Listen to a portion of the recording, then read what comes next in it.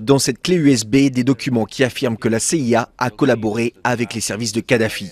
Débusqués par ce militant des droits de l'homme dans un bâtiment des services secrets à Tripoli, ces fichiers éclairent notamment sur les transferts de prisonniers à l'étranger pratiqués par les Américains, surtout depuis le 11 septembre.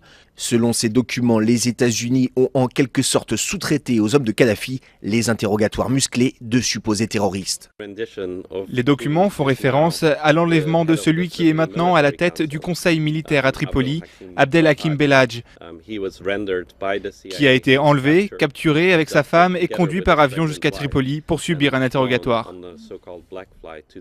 En d'autres termes, selon ces documents, Abdelhakim Belhadj, le chef militaire de la rébellion et donc soutenu par les États-Unis, aurait été livré à Kadhafi par la CIA sous l'ère Bush. La CIA qui, à cette époque, aurait établi une présence permanente en Libye. Il ne s'agissait pas seulement d'enlever des militants islamiques et de les amener au service libyen. La CIA donnait aussi la liste des questions à poser et le document montre bien également que des agents américains assistaient à ces interrogatoires. Les révélations éclaboussent aussi le Royaume-Uni. Les services de renseignement britanniques auraient communiqué des informations au régime de Kadhafi sur les opposants libyens en exil en Grande-Bretagne. Aujourd'hui, ces opposants sont les maîtres de Tripoli et c'est avec eux dorénavant que collaborent les pays occidentaux.